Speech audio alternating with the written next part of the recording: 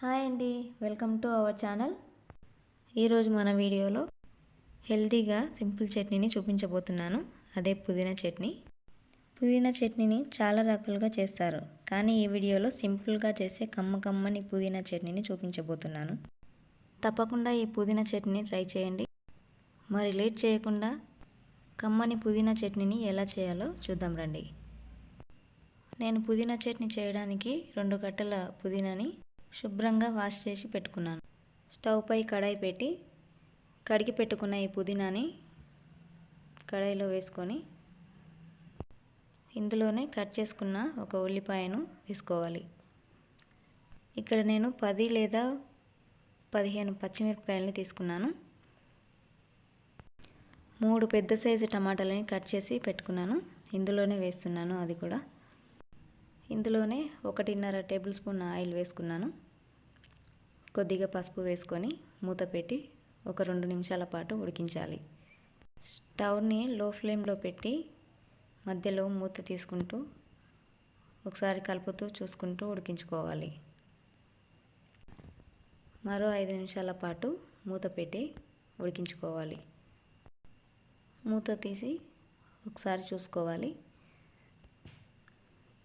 పూర్తిగా ఉడికిన వీటిని స్టవ్ ఆఫ్ చేసి చల్లారనివ్వాలి.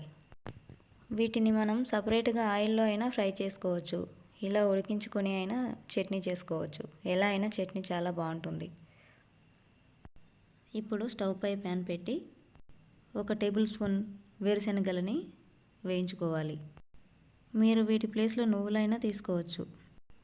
వేయించుకున్న వీటిని చల్లారనివ్వాలి. ఒక మిక్సీ జార్ తీసుకొని అందులో వేయించి పెట్టుకున్న వేరుశనగ గుళ్ళు, ఇందులోనే ఒక 6 వెల్లుల్లి రిబ్బలు వేసుకోవాలి.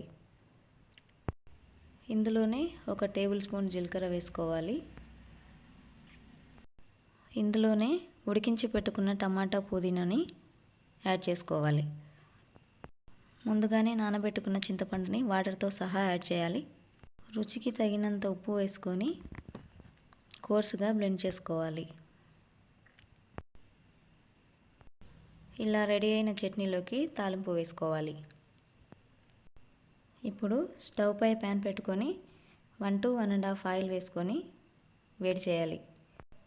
ఇలా వేడి అయిన ఆయిల్లోకి 1 స్పూన్ ఆవాలు, 1 స్పూన్ జీలకర్ర వేసుకొని ఇందులోనే నల్లగొట్టిన 4-5 వెల్లుల్లి రెబ్బలు వేసుకోవాలి.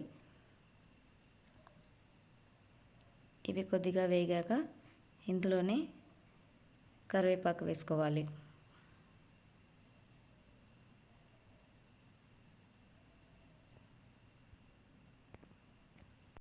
పసుపు ముందుగానే వేసుకున్నాం కాబట్టి ఇప్పుడు వేయనక్కర్లేదు.